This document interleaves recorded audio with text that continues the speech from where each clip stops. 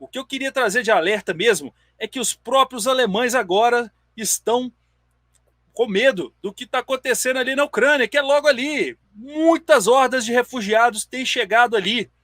Eles já estão distribuindo elementos para combater radiação. Ou seja, qual que é o medo deles? Uma guerra nuclear? O uso de armamentos táticos nucleares ou de armamentos ali restritos, mas que também têm um potencial nuclear, já estão com essa consciência na página onde fica o manual de sobrevivência, que aí vai de chuva, inundação, deslizamento, incêndio, esse todo tipo de coisa. Já existem preocupações com o uso de armamentos nucleares. Isso por conta da escalada que eles temem logo ali na vizinhança, na Ucrânia, contra a Rússia nessa guerra que se desenrola aí há mais de um ano, pouco mais de um ano. Então eu vou trazer para vocês esses conhecimentos.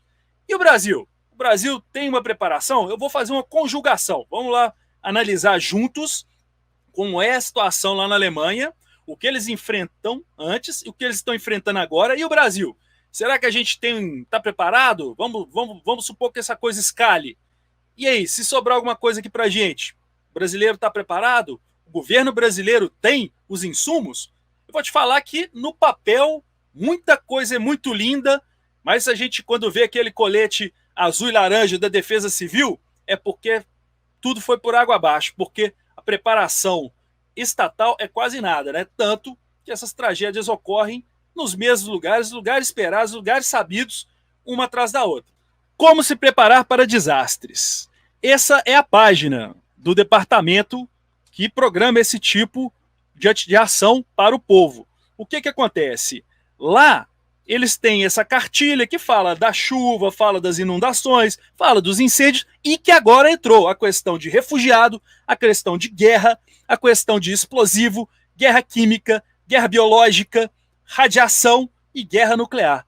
Tudo isso teve que ser incorporado e outras ações como criação de abrigos, reativação de bunkers e posturas e utilização de medicamentos que previnem esse tipo de armamento, os efeitos para a população. Algo que aqui no Brasil nós estamos há anos-luz de poder ver, de poder entender. Vamos lá. Navegando aqui adiante, você já vê quem eu devo contatar se eu estiver perdido, né, da minha família lá na Ucrânia. Isso é o quê? O número, o volume de imigrantes ucranianos que têm ingressado na Alemanha é tão grande que isso já se tornou uma preocupação. Isso é um problema aqui no Brasil? Enorme, enorme. Lá em Roraima, a gente já sabe, os venezuelanos que entraram não são poucos, chegou a ter muitos venezuelanos, chega a quase 100 mil ou mais de 100 mil.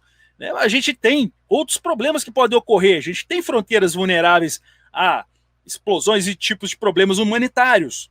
Pode ocorrer isso na Bolívia, pode ocorrer isso inclusive na Argentina até. Então, isso é um problema que a gente tem que ficar de olho. O que eles fizeram? Eles criaram esse canal que é pela Cruz Vermelha. O refugiado que está longe da família, ou que não tem um lugar para ir, ou que não conhece ninguém, ele entra em contato. Né? E onde que eles encontram informações úteis? Né? Então existe ali um escritório de migração federal para os refugiados.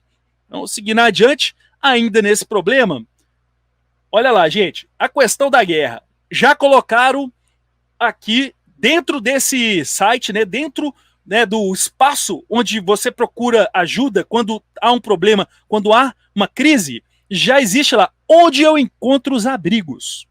Onde eu encontro os abrigos. Isso não é abrigo para ganhar comidinha e dormir, não. É abrigo contra a guerra, abrigo contra radiação, contra guerra biológica, contra a guerra química. E aí eles falam assim, olha, primeiro eles contam uma pequena historinha, dizendo que desde os anos 1990, né, depois do final da Guerra Fria, né, esse conceito de abrigos foi descontinuado.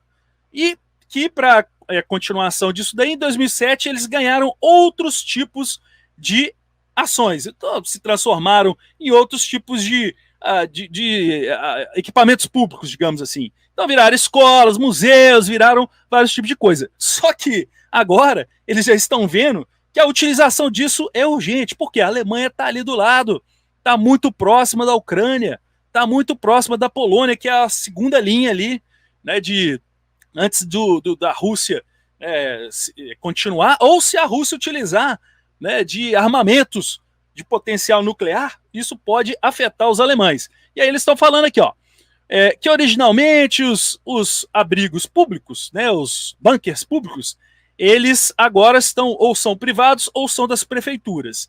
E que eles estão tentando reverter isso daí. Perdão. E aí, como parte da forma de reverter isso daí, eles estão treinando, né, o pessoal para como é que vai ser reaberto, o que é que tem que ter lá dentro.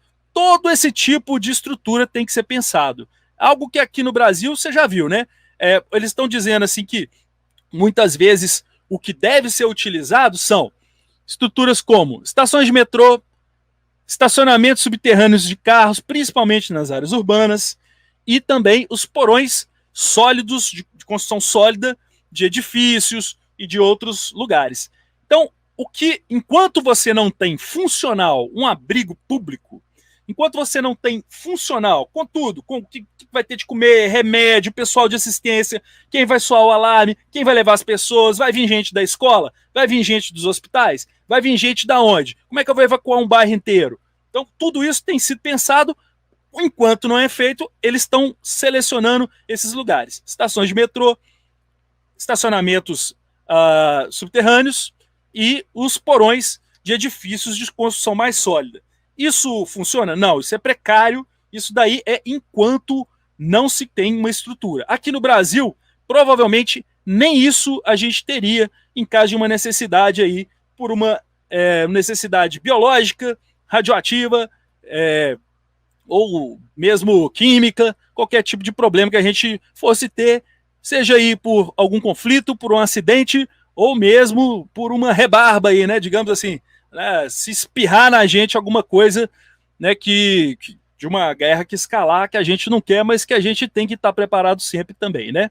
Essas estruturas sobre o solo, né, elas, de acordo aí com as instruções do Guia de Sobrevivência Alemão, eles têm que aguentar uma onda de choque muito poderosa,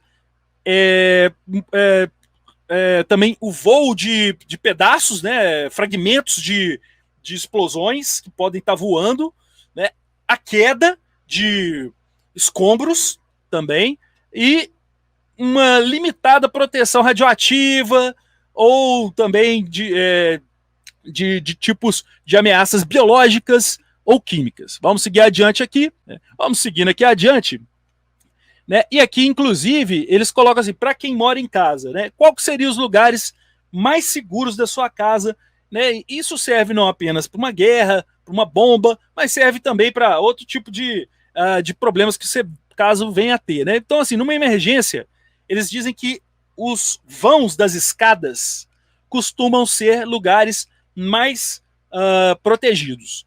Existe também muita gente que diz que sob os marcos das portas costuma-se também ter ali uma resistência maior para caso o teto venha abaixo, isso em termos de casas, né? É também ali um lugar que aguenta mais. Deixa eu ver aqui, o Guilherme Alves está falando, não está abrindo a imagem, está só na pasta com os arquivos. Não, agora eu consertei, agora está rolando aqui, ó. Agora tá rolando, eu tô vendo aqui no retorno. Então, bom, indo agora aqui, a gente continua com eles, o que eles dizem sobre esse CBRN. O que é isso? Isso daí é produtos e substâncias perigosas que são tanto químico, biológico, radioativo e nuclear. Em geral, o que eles orientam as pessoas? Ajudem as crianças e as pessoas necessitadas, mas sem colocar em risco a você mesmo. Se você que está bem se colocar em perigo, você vai ser uma segunda pessoa em necessidade dentro de uma situação de segurança. Mentira. Dentro de uma situação de necessidade.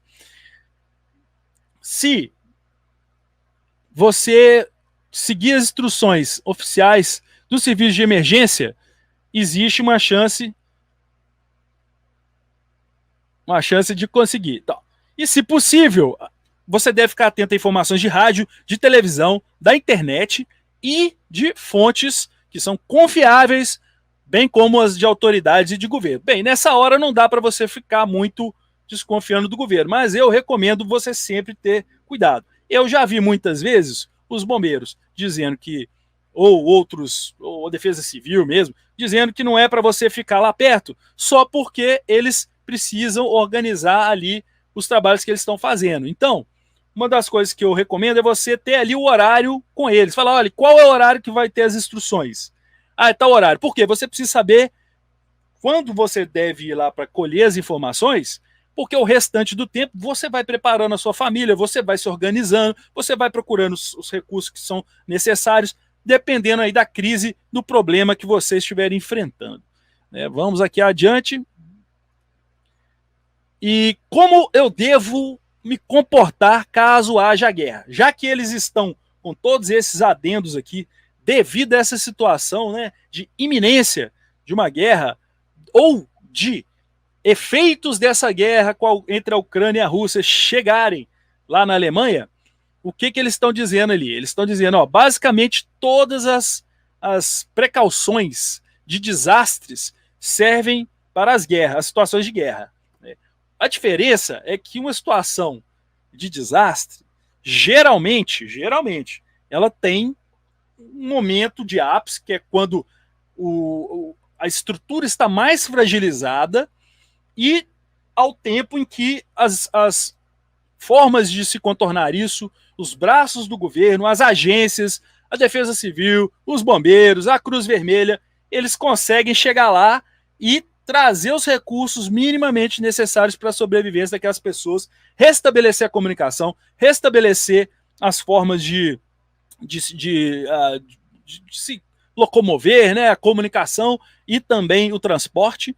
Numa guerra, você não tem muito isso. Vai durar o tempo que as hostilidades durarem, né? E o controle é muito menor, porque depende de dois lados e entra a política no meio disso daí. Então, eu não sou muito dessa ideia. Isso me parece mais uma forma de deixar a pessoa mais tranquila e com esperança, porque no momento que você perde a esperança, você perde o raciocínio lógico e você tá ali com a mão, né, para poder fazer coisas que vão poder comprometer a você e a sua família, caso você não haja, né, dentro do que é esperado ali de você.